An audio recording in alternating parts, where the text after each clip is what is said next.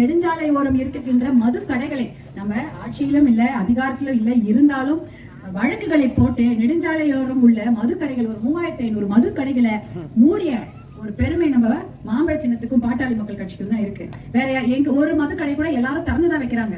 10 மூடுனா 100 திறக்கிறாங்க. ஆனா இத்தனையும் கேஸ் போட்டு நெடுஞ்சாலையில இருக்கக்கூடிய மது கடைகளை மூடிய பெருமை பாட்டாளி மக்கள் கட்சி தான் சேரும்.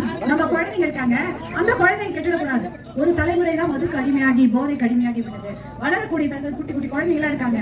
நாளைக்கு அவங்க வளர்ந்து நல்லா படிச்சு நல்ல வேலையில அமர்ந்து ஒரு காவல் அதிகாரியாகவோ இல்ல ஒரு பெரிய கம்பெனிக்கு அதிகாரியாகவோ அதை பார்த்துதான் நம்ம சந்தோஷப்படணும். அப்படிப்பட்ட ஒரு தமிழ்நாடு தான் நமக்கு வேணுமே தவிர மது கடைகள் அதிகம் திறந்து போதைக்கு தலைநகரமாக இருக்கக்கூடிய ஒரு தமிழ்நாடு நமக்கு ரொம்ப பரிதாபமான ஒரு நிலைமை. ஏன்னா வருங்கால குழந்தைங்க நம்ம கண்ணெதிர்க்க நம்ம குழந்தைங்க நல்லா வாழறத பார்க்கணும்னு விருப்பப்படுறோமே தவிர மதுக்கு அடிமையாகிறதையோ போதைக்கு அடிமையாகிறதையோ பார்க்க யாரும் விருப்பப்பட மாட்டாங்க. எல்லாம் நம்ம கலைய வேண்டும் என்றால் நீங்க எப்பவும் போலவே வழக்கம் போல மாம்பழத்துக்கு தான் நீங்க தொடர்ந்து ஆதரவு கொடுக்கணும்.